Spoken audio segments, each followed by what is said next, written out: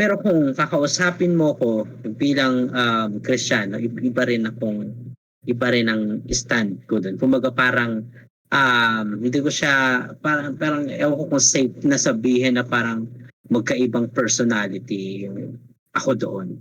Alam mo Mm. yun, kuya, kasi iba yung paglilingkod ko eh. Iba yung pag inalis ko na nga yung artist sa pangalan ko, iba na yon. Iba na si Urja, no, na as Christian sa Urjan as Christian hip hop artist. Mm. Parang kung anong ano natin pinag-uusapan. Kung ano ako doon, yun ako. Yeah. No, hindi siya pinaghahanap.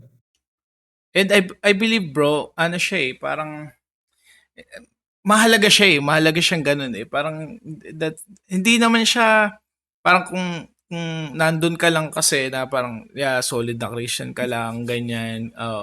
Alam mo yun, dun lang sa church talaga umiikot yung mundo mo. May possibility talaga na ma-misunderstand yung ganun eh, no? Pero ang hindi kasi ang eto kasi parang ano eh, kapag ka kasi nasa world ka talaga, nasa mundo ka ng art, um, ano siya eh, kung gusto mong makilala dun sa art mo, um, mahalaga yun na you, alam mo yun, nag-excel ka dun sa art mo na yun. And then, kung yung pagiging excellent mo sa art mo na yun ay nagpo-produce na magkaroon ka ng opportunity to talk about your faith, and then we take that opportunity.